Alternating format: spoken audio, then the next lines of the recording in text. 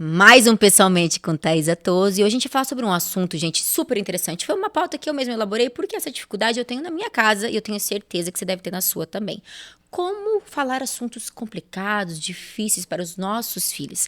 E para isso eu trouxe uma psicóloga querida aqui para conversar com a gente, Monique Farber. Tudo bom, Monique? Tudo bem. Uma honra estar aqui. Obrigada pelo convite. Imagina, o prazer é todo meu. Foi super indicado. Me falaram, é com ela que você tem que falar, que é demais. Olha que responsabilidade. Vamos bater um papo legal. É assunto pertinente, né? Super, super pertinente. Como falar de coisas difíceis, assuntos difíceis com as nossas crianças. E aonde que começa esse assunto difícil? Acho que começa de bebezinho, né? Porque a gente tá falando de assuntos difíceis e assuntos difíceis. A gente tem uma ampla gama, né? Que começa da onde vem o neném, que começa a explicar a gravidez pro filho, a questão de abuso, sexualidade. E recentemente a gente teve a questão da escola, dos ataques das escolas. E aí pinta, Monique, aquela super dúvida dos pais. Conto, não conto, converso, não converso. E aí fica sempre aquele dilema, né? Você, na sua opinião, a gente sempre deve conversar? Sempre. O diálogo é a melhor e mais potente ferramenta. O adoecimento, de qualquer que for, ele vem através da zona de silêncio, de um muro. Então, quando tem rigidez, quando tem silêncio, aí tem problema. Quanto mais a gente conversa, mais a gente resolve. Conversa é movimento. E onde tem movimento, tem amor. Onde tem rigidez, tem frio, é estático. Então, até estava assistindo a Jojo, gosto muito dela, ela dizendo exatamente sobre isso. O quanto que nos lugares que a gente sente medo, aquele frio na barriga, né, onde faltou o amor. Porque contrário de amor não é ódio, é medo. Então, para nós falarmos com as nossas crianças sobre assuntos difíceis, antes disso tá quem está falando, que somos nós adultos. Então, antes de falar com as nossas crianças, eu preciso conversar comigo antes. O que é difícil para mim? Até isso que eu ia comentar. Muitas vezes a dor dessa conversa é do próprio pai, da própria mãe. Com certeza, Thaisa, com certeza. E como é difícil, porque se aquilo que dói em mim, eu não quero que doa no meu pequeno, eu não quero que doa na minha criança. Então, eu preciso olhar, opa, peraí, o assunto é sério, não estou dando conta, vou pedir ajuda. Temos tanto material, temos tanta informação, livros didáticos e, se preciso, claro, uma ajuda profissional. Mas antes de tudo isso, o autoconhecimento e a autoanálise. Eu tenho essa dificuldade de falar sobre esse assunto, por que será? Buscar a raiz disso. Isso, olhar para si. Falar, eu tenho medo, porque daí vai me perguntar outras coisas e eu não vou saber responder. E aí me coloco também nesse lugar como mãe. A gente cria uma ideia que nós mães sempre temos que ter todas as respostas. Não sei, mas ouço isso muito também na clínica, né, das pacientes falando, mas eu posso chorar na frente do meu filho? Eu posso mostrar minha vulnerabilidade? Eu posso dizer que eu não sei? E que a gente vai pesquisar isso juntos? Sim. A criança, ela não quer respostas prontas, fáceis e construídas num muro. Ela quer segurança, mas não tem problema de nós adultos mostrar que a gente também não sabe, mas que a gente vai juntos buscar, construir, pesquisar, por que não? E eu vejo, Monique, quando a gente fala de criança, a gente sempre vem aquele assunto e a gente sempre tem aquele medo de falar a verdade, a gente fica fabula. Cria lá a cegonha, cria assuntos pra gente tentar explicar algo que a gente tenha uma certa dificuldade. E é interessante a gente criar essa fábula. Sim, perfeita essa reflexão. Isso é muito lúdico. E a criança ali, no pré-operacional, nas operações concretas, lá o psicólogo Jean Piaget, ele diz assim, olha, legal isso daí, porque a criança, ela quer aquilo que é concreto, aquilo que é material. Se a gente fala de coisas muito abstratas, é difícil para a criança pequena compreender. E aí a nossa percepção de adulto de, será que ainda estou na fase de fazer fábulas e de contar um pouquinho da verdade, ou eu posso usar outros termos? Então vai muito da relação que eu construo com a minha criança. E de perceber. A comunicação, ela é falha ou positiva, sempre vai depender da relação que eu tenho. Então, a comunicação ela é muito mais não verbal. Porque se a criança se sente segura, não é tanto as palavras que a gente usa, mas é a relação, é o como eu estou falando aquilo. A conexão. A conexão. Então, se eu vou falar de um assunto difícil com a minha criança, escolher um lugar em que ela se sinta segura, né? Com pessoas que ela se sinta segura, um ambiente seguro, contar de uma forma lúdica, né? Usando fábulas, usando histórias, com certeza. Grandes comunicadores, historiadores, se pensarmos aí, um homem histórico, Jesus Cristo, né? Ele contava as histórias através de coisas muito comuns, da vida, do cotidiano, e todas as pessoas conseguiam entender. Então, como que nós vamos falar sobre assuntos fáceis ou difíceis? Vai depender muito da relação e do contexto em que eu estou inserida com a minha criança. Para crianças pequenas, sim, fábulas são bem legais, mas o que eu tenho que pensar antes da fábula? A verdade. Qual é a mensagem? Sempre a verdade. A verdade é o que liberta, a verdade é o que move, é o que dá conexão, é o que faz aquele grudinho com a tua criança, sabe? Então, quando eu falo a verdade, por mais difícil que ela seja, eu limpo tudo aquilo que é mentira. Até porque você pode quebrar essa conexão se essa criança descobrir que é uma mentira, Com né? certeza. E aí vai falar assim, mas a minha mãe e meu pai falaram um negócio pra mim que não é verdade, né? Isso. E aí você corre um certo risco, né? De quebrar essa conexão. Isso. E aí, uma das coisas que também a gente sempre vê falando é quando a criança te levanta o questionamento que às vezes você se assusta, porque eu, como mãe, já me assustei várias vezes. Eu acho que todo mundo, né? Eu também. Aí você pega e vira e fala assim, a criança te pergunta e você pensa assim por 2 segundos, meu Deus, e agora o que eu vou responder, né? Você devolver o questionamento para você entender até onde ela quer chegar também é interessante. Perfeito. Para medir o nível de consciência da criança e para o adulto ganhar um tempo para se organizar. Porque às vezes, eu também, como mãe, me coloco nessa situação, tá, Thaisa? Às vezes vem umas perguntas e eu falo, já está nessa fase, e agora? O que será que eu digo? Né? É diferente, então, assim, também para mães, pais que estão ouvindo, assistindo, falam, eu sou profissional, eu sou um comunicador, eu consigo falar isso para as outras pessoas, mas com o meu filho é diferente. Porque é claro que a relação ali é diferente. Então, você devolver a pergunta é muito legal, porque aí você ganha tempo para se organizar, né, para ver ali, digerir. Aquela história do conta até 10 nunca fez tanto sentido quando estamos trabalhando com situações difíceis. Porque aí eu consigo primeiro conter as minhas emoções e entender, nossa, eu tô nervosa. Eu tô com medo? Meu Deus, o que eu vou falar pro meu filho? E aí, geralmente, quando a gente tá com essa energia, com esse nível de consciência, a gente não vai ter um bom desempenho nessa conversa. Então, calma, respira, toma um copo d'água. Senta aqui, filho. Por que você está me perguntando isso? O que você quis dizer? O que você entendeu? Até porque, às vezes, o adulto, né, que tem outra percepção, às vezes vai dar uma resposta desnecessária, né? Vai muito além do que era necessário, né? Às vezes era uma pergunta simples, ou era algo para, né, uma criança que vai fazer uma criança de 5 anos, ela vai ter uma compreensão de mundo e etc., diferente de uma de 15. E as respostas vão precisar se ajustar ao que a criança está pedindo naquele momento. O jeitinho que a gente vai conversar é diferente, mas a verdade precisa permanecer. E aí a gente vamos falar de situações, então, Monique, eu acho que assim, aquela mãe que tá assistindo, né, eu já passei por várias delas, porque eu já tenho uma de 9 e uma de 6, né, eu acho que a primeira que acontece no meu caso, por exemplo, eu engravidei. Uhum. E a Isadora era super pequenininha, tinha 2 aninhos, daí ela queria saber, mas mamãe, como é que a pessoa fica grávida, né? Isso. E aí você começa... Gente, foi desculpa se for errado, mas eu inventei que ela vai lá e pega uma sementinha, coloca a sementinha na barriga por uma via não necessária, né? Enfim, eu tentei inventar alguma forma mais lúdica para ela entender. Claro que não era exatamente o ato, né? Mas a gente explica mais ou menos. Isso. A mãe tem que fazer assim mesmo? Ela tem que ir aos poucos, assim? Isso, exatamente, é uma construção. Assim, vamos pensar como uma flor. É uma semente, aí ela vai brotando até chegar uma flor. O desenvolvimento humano é assim também. Nós temos fases, etapas. Então, eu não vou precisar contar com o meu olhar de adulto. Vou olhar o que a minha criança quer saber, o que ela precisa entender. E aí vem um tabu nosso.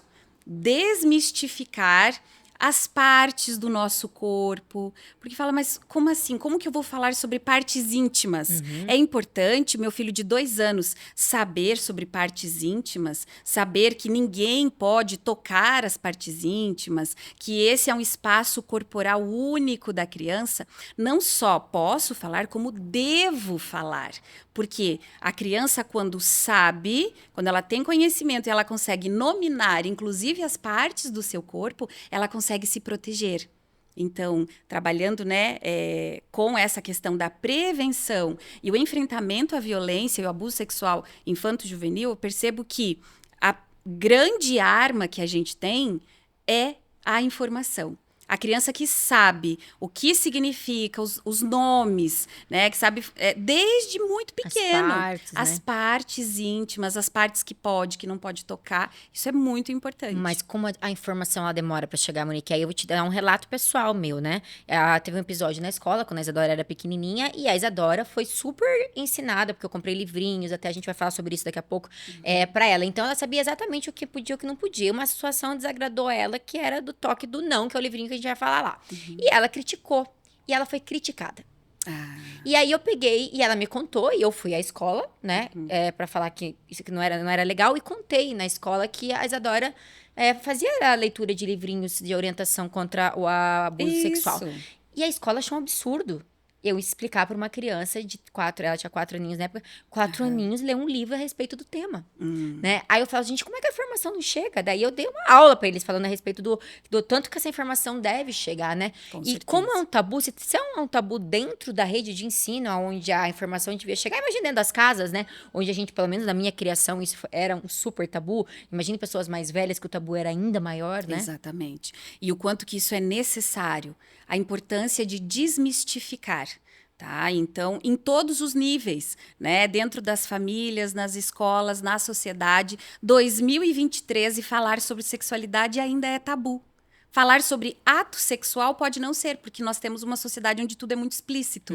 Mas informar, né, questões básicas de saúde, de respeito, de limite, isso é um estranhamento. É muito triste quando a gente ver situações assim, mas uma coisa muito legal que você trouxe, quando você disse assim, a minha filha me contou, olha que legal, isso é um vínculo seguro, porque ela consegue confiar.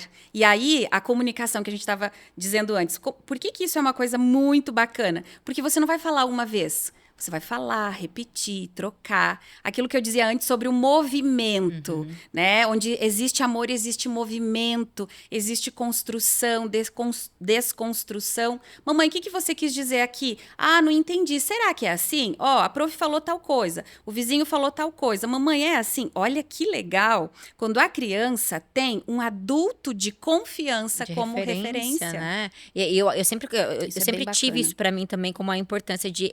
as necessidades e os questionamentos dela, independente de qual seja, né? Hoje do Otávio também, mas como a Isadora é mais velha, mais dela, é que fosse comigo. Porque se não é com a gente, é com outro, né? Isso. E aí que mora o medo, né? Isso, exatamente. Então, é importante quando a gente consegue estar nesse papel e aí também conseguir ter essa rede de apoio, né? Que bom que quando a criança ela tem adultos que ela pode perguntar, que ela não é silenciada.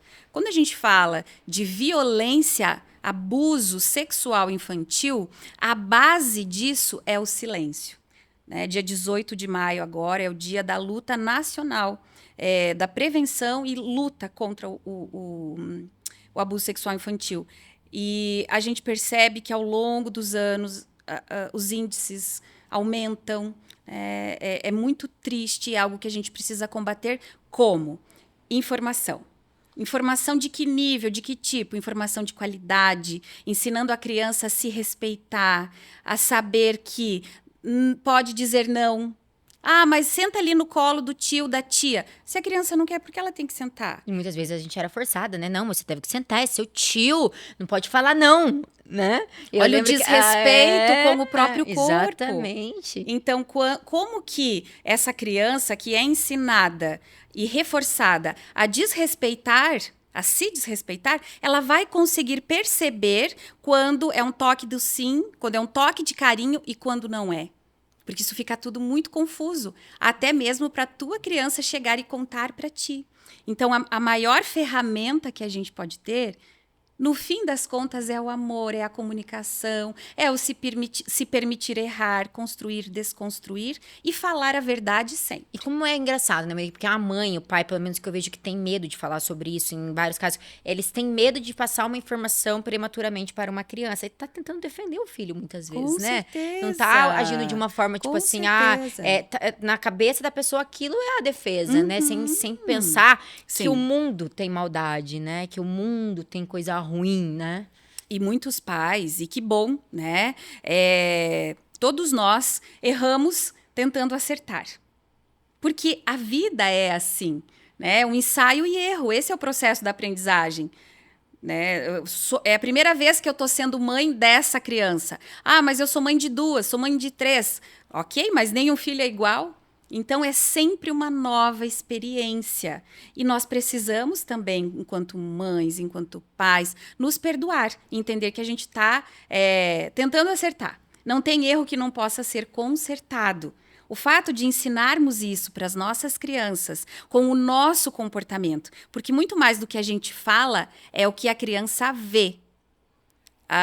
Eu posso falar para minha filha: nossa, como você é linda, você precisa cuidar da sua autoestima, nunca permita que ninguém seja, né, te ofenda ou etc. Ok, cuide de você. E aí eu falo isso, mas ela não vê eu fazendo isso comigo. Não é nada. Porque reflexo, o famoso exemplo arrasta. Muito mais do que a palavra. E a Monique chegou aqui, gente, vou pegar aqui os livrinhos aqui sobre, a gente falando sobre sexualidade, né? E alguns sobre abuso. E quando a gente foi mexer aqui, alguns deles eu já até conhecia porque eu usei lá em casa. E eu vou mostrar pra vocês, depois eu vou fazer um stories, mostrando os nomes pra vocês também comprarem pra vocês lá em casa, do tanto que é interessante. E esse tipo de literatura, ela é recente, Monique? Não, nós temos alguns sim, mas nós sempre tivemos bons livros, bons autores, né? Eu trouxe alguns aqui, a Caroline Arcari, ela é fantástica. Gente, esse livro aqui é Pipo e Fifi. Eu até estou comentando com a Monique que eu comprei vários na época sobre educação sexual para meus filhos. E esse aqui eu achei fantástico. Fantástico. A Caroline Arcari, ela é pedagoga e ela trabalha especificamente com essas questões. E ela tem livros para toda a faixa etária ali do desenvolvimento desse autocuidado corporal e da prevenção do abuso sexual. Então, desde bebês, tem Pipo e Fifi para bebês. Então, aquilo que você foi questionada, nossa, 3, 4 anos, preciso falar sobre autocuidado? Sim, desde bebê, desde que a criança consegue entender que o corpinho dela, quem que pode trocar, quem que pode dar banho, tudo isso já é educação sexual. Até porque aqui no livro fala, né, quais as partes íntimas da criança. E de um jeito super lúdico, gente, super bonitinho, com um bonequinho, né? Isso. O peito, o bumbum, o pipi, e coloca os nomes, né? Isso. A vulva, a vagina. Então, assim, é muito legal. E assim, uma das coisas que eu acho mais interessante, mais fantásticas nesse livro, é a questão do toque do sim e do toque não. E como isso entra na cabeça da criança, né?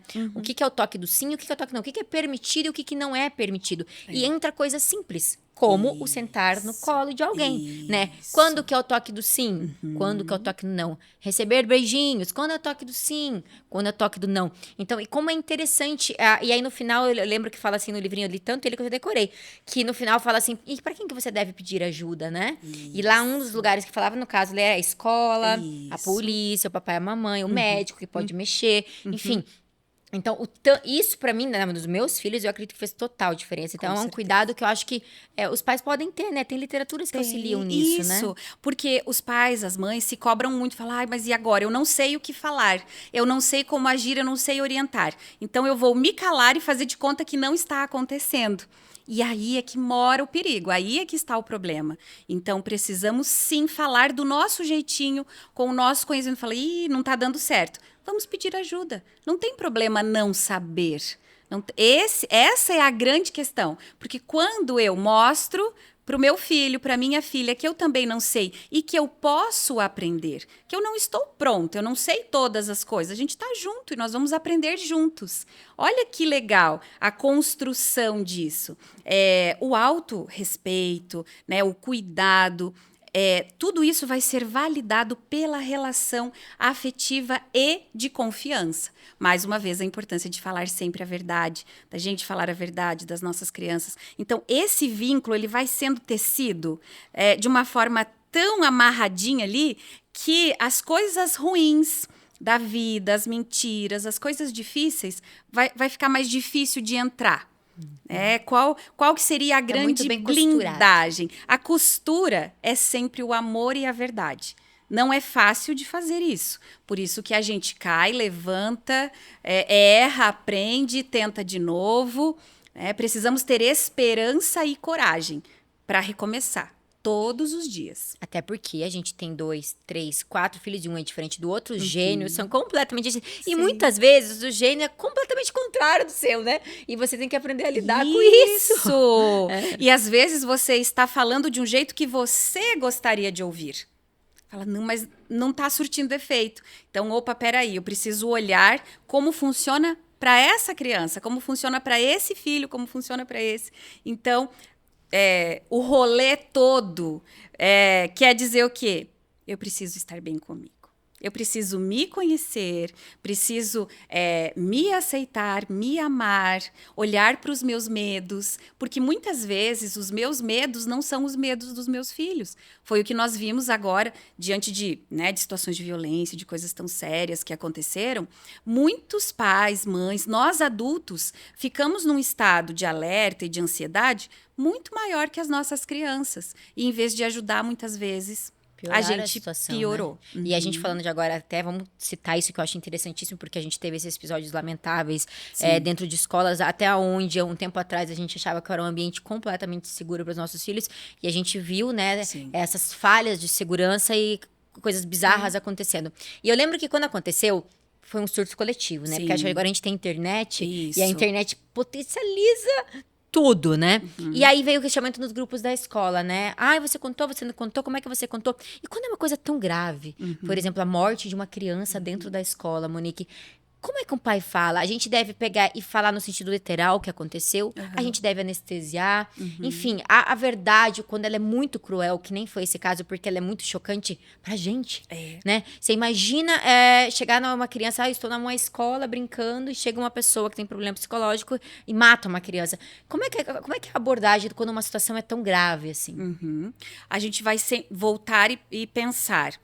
Preciso eu, adulto, me organizar para isso, e aí eu vou conversar a verdade sempre. Não preciso de detalhes, não preciso colocar ali os rumores. Vamos pautar na verdade. Isso aconteceu? Aconteceu. Mas papai, mamãe, isso vai acontecer comigo? Não, meu filho, isso aconteceu naquela situação, para a gente ficar atento. Pode acontecer de novo? Pode acontecer muitas coisas. E é essa a nossa vulnerabilidade enquanto adultos, porque a gente quer cuidar do nosso pacotinho de amor, do nosso filhote, dizer, meu filho, tá tudo bem, nada de ruim nunca vai acontecer. Mas isso não é vida real. Nós precisamos preparar os nossos filhos para a vida real. Isso vai acontecer sempre? Não. Medidas vão ser tomadas? Sim. O que eu posso fazer para me proteger? O papai e a mamãe estão aqui com você, nós vamos sempre te cuidar. Mas o que você precisa fazer se isso um dia acontecer? Então, é uma quebra de paradigmas aí do mundo idealizado que a gente tenta construir. Da situação perfeita, né? Exatamente. E eu acho que uma coisa que a gente tem que parar para analisar é exatamente isso. Porque o mundo tá aí. E assim, até um tempo a gente consegue manter as crianças, entre aspas, numa bolha, porque eu não acho ela necessária. Eu acho que a gente tem que ir quebrando ela aos poucos também, porque o choque do mundo tá aí. Sim. Né? A gente tem que matar um leão por dia o resto da vida. Então, assim, tem que mostrar. Mas não deixá-los a par do mundo de fantasias, né? Eu vejo que... eu lembro que, principalmente no caso do Otávio, que ele é pequenininho, e eu lá em casa, eu conversei, gente. Falei sobre... Eu peguei, falei o que tinha que fazer se acontecesse. Enfim, tentei orientar os meninos. E aí, eu lembro que foi relativamente criticada. Mas, gente, é muito pequenininho. Não tem que saber. É um assunto que não precisa falar. Não quero expor meu filho a isso. E aí você levanta o questionamento. Tá, será que eu devia ter falado? Será que eu não devia, né? Porque aí levanta esse medo. Sim. Porque realmente é uma coisa muito pesada. Sim. Então, Monique, não importa o que seja, por mais pesado que ele seja, esse assunto é necessário. Uma coisa bem importante que você trouxe é, será que eu vou expor o meu filho? E aí a gente precisa pensar, ele já foi exposto. Então, pais, mães, não é que você está expondo, porque os coleguinhas estavam falando, todos estavam falando. Então, ele já foi exposto. Aí nós vamos tentar reduzir os danos e diminuir a ansiedade, porque esse efeito dominó que aconteceu foi gigante, né? Nós tivemos aí muitas crises de ansiedade, crises de pânico e todo um processo ansioso que gerou porque a gente ficou ouvindo o tempo todo, consumindo informações nem sempre verdadeiras. Então, vamos ver as fontes, vamos ver ao que o meu filho foi exposto. Então, ser próximo é a primeira coisa, e exatamente como você fez. Precisamos falar sim, precisamos orientar sim, a partir do que ele já foi exposto ou do que ele será. Né? Então, você preferiu falar. Vamos conversar sobre isso em casa, protegendo dentro do que eu acredito que é o melhor, que é o certo. E aí ele vai ter argumentos também para poder se defender quando o coleguinha vier com outras informações muito maiores, muito mais trágicas. Não, peraí, a minha mãe já me explicou. Não, peraí, meu pai falou tal coisa. Não, mas eu vi que nos jornais, etc, etc. Então, qual é a fonte que eu estou consumindo e informando também a minha criança? Outra coisa que eu vi também muito nesse período, os pais alimentando a situação. Que é o que mais me preocupava. Porque, assim, quando a informação chegava pra mim lá em casa, que a Isadora falava, eu falava, minha filha, o mal existe no mundo sempre. Infelizmente, a gente tá sujeito todos os dias, em qualquer momento. Mas eu via muita gente alimentando a situação. E aí, o que acontecia? Passava esse desespero, né? Do adulto alimentar uma situação que, claro que causa medo. Mas que, na minha opinião, deve ser alimentada, né? Exatamente. Aí a importância da nossa resiliência, da nossa inteligência emocional enquanto adultos. Porque quando a gente se perde, quando a gente não tem o controle das nossas emoções, a gente vai expandir isso para quem está ao nosso redor. E as nossas crianças são os primeiros a serem atingidos. Então, o nosso medo, o nosso pavor. Então, fala, mas, Monique, eu não estou conseguindo controlar o meu medo, o que eu faço? Mostre que você está com medo e não está conseguindo controlar. A mamãe está com medo, por isso que não é tudo assim, tá, meu filho? É a mamãe que está assim. Ou então, não fale, se perceba. Quando a gente consegue ter esse autocontrole e filtrar o que é meu, o que é de fora, o que é da minha criança, essa inteligência intra e interpessoal vai me ajudar muito a ter uma comunicação mais assertiva e evitar conflitos, ansiedade, adoecimento. Até porque dá medo, né? Eu lembro que eu falava pra Isadora assim, falava assim, minha filha, o mal existe, pode acontecer a qualquer momento. Mas não acredite nisso, isso é coisa de internet, que gerou um surto coletivo, as pessoas estão com medo. E aí a mãe tá falando, mas a mãe tá com medo, né? Vai que acontece alguma coisa, e aí eu tô falando que não vai acontecer, né? Então, assim, é engraçado que você conflita com você mesmo, né? Sempre, sempre. E aí, olha que e eu acho isso muito potente, quando nós estamos vulneráveis e sabemos que estamos vulneráveis. Eu gosto muito de trabalhar um livrinho com a minha filha, o Chapeuzinho Amarelo, que fala sobre o medo. Né? Então, ela era amarelada. É um livrinho do Chico Buarque. Amarelada de medo. E ela tinha tanto medo que ela estava com medo do medo. E foi mais ou menos a estratégia que eu usei com a minha filha para lidar com essa situação tão ansiogênica em todos os lugares, que todo mundo só falava disso. E aí eu falei, lembra da história lá da Chapeuzinho Amarelo? Que ela tava com medo do medo e o lobo era tão grande, lá na historinha, né? E aí, o dia que ela enfrentou e olhou para o medo, que era o lobo, do tamanho que ele tinha, tá bom, eu tenho medo de você, mas você não é tão grande igual eu imaginei. E tá tudo bem ter medo. E tá tudo bem chorar, e tá tudo bem ter raiva. Quando nós, adultos, conseguimos nos alfabetizar emocionalmente, lidar com todas essas nossas questões, a gente consegue passar para as nossas crianças com mais leveza e validar e autorizar que elas também sintam. É uma situação de medo. O que a gente sente? Medo. Que bom, nós somos humanos, isso nos faz pessoas que estão com os pés na realidade. Não tem como eu não sentir medo diante de uma situação que é para sentir medo. mas não um medo tão exagerado. Você começa já a nominar sentimentos também, né? Que é o famoso que a gente fala lá desde sempre, que a gente precisa ensinar as crianças a nominar o sentimento. Às vezes nem o adulto sabe nominar o sentimento, né? Isso. E a gente tá julgando a criança. Então exatamente. é engraçado, eu falo que às vezes a gente tem que fazer uma autorreflexão, né? Até que ponto a gente também já tá sabendo nominar as coisas, não é? E a criança, e a relação com a criança é incrível, é fantástica e super desafiadora. Acredito que você, né, na tua profissão e percebe isso, e como mãe, nenhuma faculdade, nenhuma pós-graduação nos ensina o que a relação com os nossos filhos nos ensina. Porque a criança puxa a gente pro aqui e agora, pro desafio. Mãe, não dá para procrastinar, não dá para protelar, eu quero saber. E agora? Ai, vamos lá. Não dá tempo de se arrumar, a vida está acontecendo, vamos se arrumando. Né? É caminhando que se faz o caminho. Isso eu vejo na minha vida diária também, como mãe, o quanto que eu erro, tentando acertar. Eu brinco que é um upgrade evolucional. Você evolui para um nível que você nem imaginava que você podia chegar, né? Porque o desafio é constante, né? E o teste é constante. Se você achava que fazia teste lá na faculdade, né? Em casa é todo dia testinho novo, né? E é muito engraçado. E o quanto que a gente precisa também desse aconchego entre mães. Dessa sororidade. E o suporte, eu diria, né? O suporte. Saber que, tipo, você tá junto, tamo junto. Tamo junto. Tá difícil aqui também, vamos lá.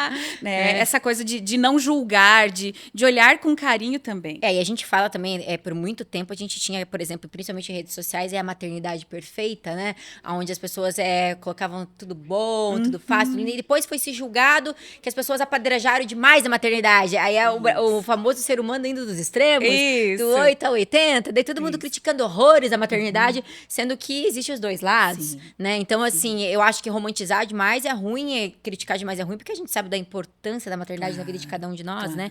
E aí esses desafios que nos levam pra frente, né? Até por isso que nós estamos nesse assunto, pra gente saber como é que a gente vai lidar, né? Exatamente. E a gente falando de a gente falou dessa questão dos assassinatos lá, que foi horrível, e daí a gente entra na questão da morte, né? Que é outro assunto que eu acredito que é muito difícil de lidar e todo mundo tem que passar, que é a única certeza que a gente tem na vida, né?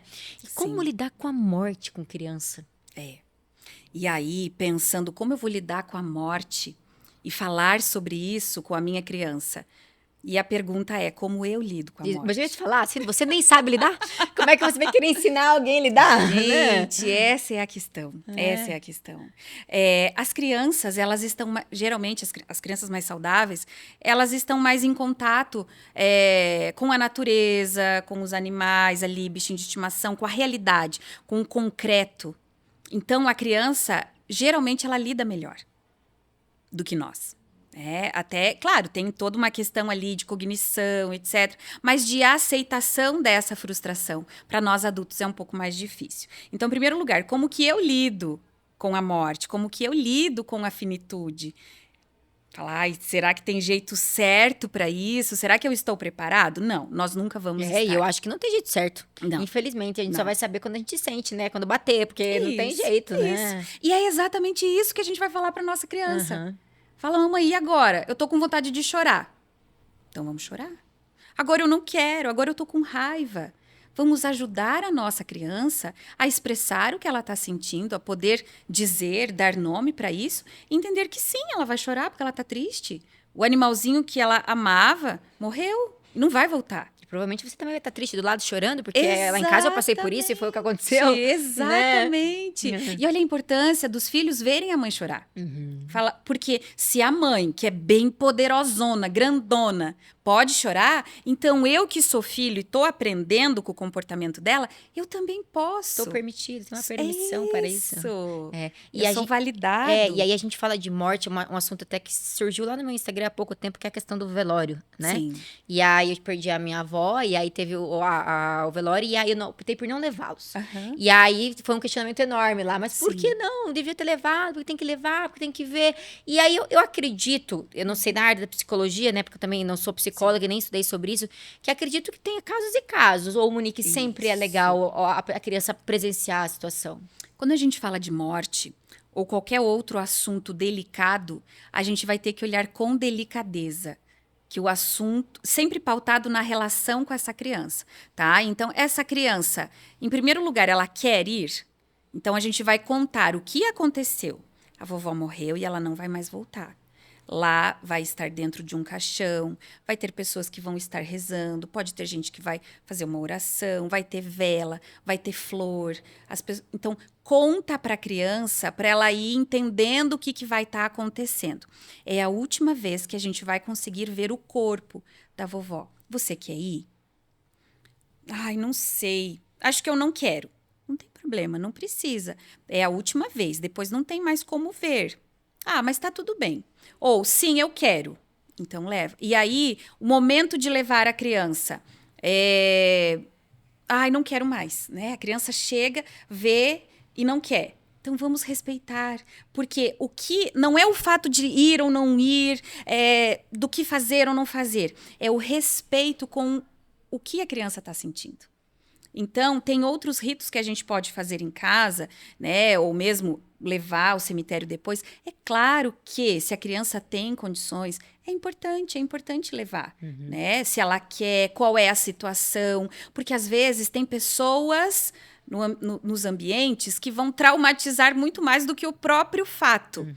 O fato por si só é muito triste, mas faz parte da vida. Agora, vem aqui, você tem que encostar no corpo, você tem que sentir que está gelado para você não ter mais medo de morto. Aí pronto, traumatizou para Eu já ouvi isso de um paciente. Né? Então, essas situações desagradáveis, ou então ou a criança ouvir e ficar ali num ambiente onde todo mundo está contando muitos outros atos e situações trágicas. Porque no velório uma coisa envolve a outra. E aí vai indo. Então, é um ambiente. Então, o problema não é a morte em si, o que aquilo significa, mas é todo esse contexto. E se eu levar a minha criança, eu estar atenta e proteger, digamos assim, né? Ser muito perspicaz de perceber, acho que aqui não está legal. Acho que ela não precisa ser exposta a isso nesse momento. O que a criança precisa entender? Que aquela pessoa que morreu, ela não vai mais voltar. Ela não está dormindo, ela não está viajando, porque todos nós nascemos, crescemos e morremos. Porque existe a possibilidade da pessoa falar que a pessoa vai viajar, mas as pessoas são criativas também, né, gente? Porque, meu Deus, como é que ela fala um negócio? Eu ouço muito isso na clínica. E assim, as pessoas falam por tentar proteger, por tentar cuidar, né? E falar assim, não, foi dormir, tá só dormindo. E aí a criança não quer mais saber de dormir, fala, nossa, todo mundo que dorme... de dormir, mamãe não dorme, pelo amor de Deus, né? Foi viajar, mas credo, foi viajar e por que não me deu tchau? E se foi fazer uma viagem tão legal assim, rápido, por que não me levou junto? Ainda pega a birra da pessoa, né? Por ter esquecido ela. E a gente viveu intensamente a questão da morte na pandemia, né? Onde a gente teve risco... medo forte, real da morte. E eles tiveram que conviver isso com a gente. E acredito que até neles um pouco deu isso, né? Enfim, eu acho que nós passamos por situações variáveis nos últimos anos, né? Sim, foi quais a gente teve que se medir. Muitos desafios, né, Thaisa? Muitos desafios. Muitos desafios e muitas possibilidades de aprender. De lidar com isso. Falar, mas vou ficar com medo, vou ficar ansiosa. Essa é a vida. É muito ruim. Daí, mais uma vez, aquilo que nós dizíamos no início. A questão do silêncio, a questão de não falar. O que eu estou sentindo? Medo.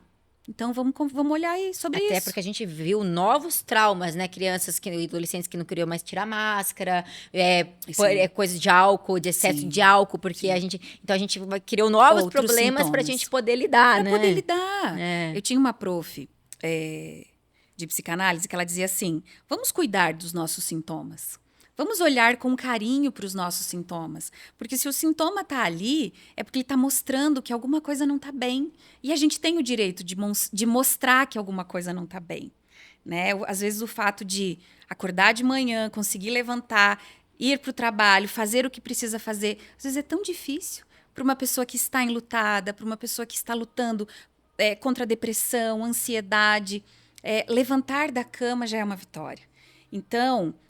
vamos também nos olhar com carinho para os nossos sintomas, para as nossas esquisitices que todos nós temos, né? E, claro, buscar ajuda, tratar, mas a gente precisa também normalizar as nossas emoções, as nossas sensações. Se permitir sentir, eu acho que eu diria, né? Sentir. Uma coisa que eu falo bastante ali no Instagram, porque muita gente acompanha a minha vida, né? Então, assim, é que muitos dias eu tô cansada, muitos dias eu não tô bem, muitos dias eu tô exausta. E que, gente, isso é normal. A gente se permitir ter esses sentimentos e a gente mostrar que a gente tem. E eu falo isso pra Isadora Potava. Tem dia, por exemplo, que eu tô sem paciência, que eu tô super cansada. Daí eu viro pra Isadora Potava e falo, hoje a mamãe tá super cansada, ajuda a mamãe, porque a mamãe tá cansada hoje. Entendeu? Então, assim, é uma coisa que eu tento mostrar pra eles. E aí, às vezes, ela acorda e ela fala, mãe, Otávio, o primeiro tem 6 aninhos. Mãe, hoje não é um dia bom. Eu falei, por que, Otávio? Porque hoje eu tô cansada, não tô muito bem. Filho, é normal. Nem todo dia é o dia bom. Isso. Entendeu? Então, assim, porque a gente não tem que estar todo dia feliz. A gente tem que a estar gente todo não dia é máquina. animado. A gente Exatamente. não é. E aí, nem cobrar isso de alguém, né? Exatamente. Olha o respeito. Isso é uma maternagem respeitosa, né? Um cuidado que a gente precisa ter. Então, aquelas ideias retrógradas de engole o choro, para com isso, se ajeita, né? Assim, de reprimir o que sente, até pode ter dado certo para a pessoa não demonstrar o que ela estava sentindo. Mas aí ela vai ter que resolver isso depois. Ela viveu de fachada, né? Criou um teatro. A gente viu muito disso, né? A gente viu, e as pessoas estão se libertando. Eu acredito que é um processo que está sendo bacana, né? Estamos no processo. Porque a gente vê as pessoas buscando hoje informação, buscando ajuda. A gente vê as pessoas falando sobre, né? Então, assim, eu acho que já é um caminho, né? Muito. E a internet, as mídias sociais libertaram muito isso, né? De pessoas reais, da vida real, né? Aquilo que você dizia antes sobre a maternidade, a romantização.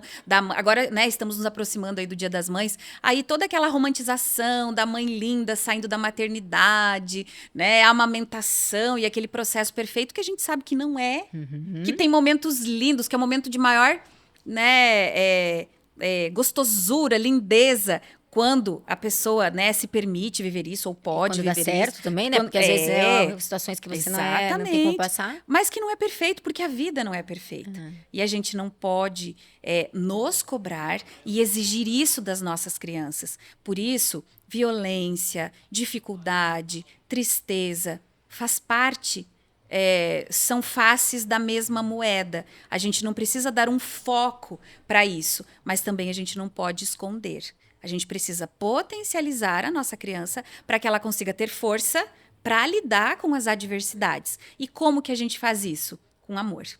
Com reconhecimento que não estamos prontos, não somos perfeitos e não precisamos ser.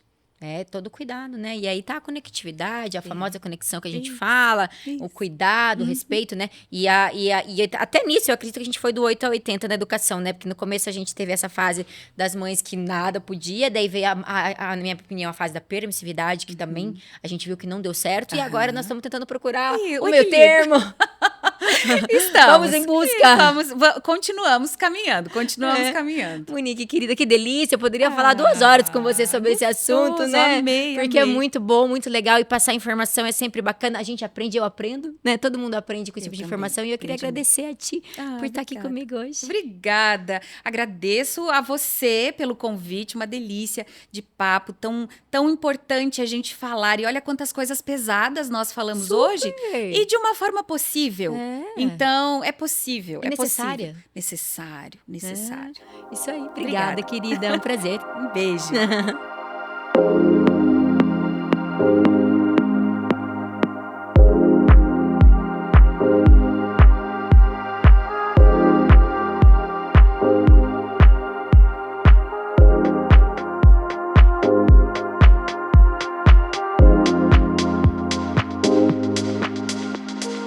Thank you.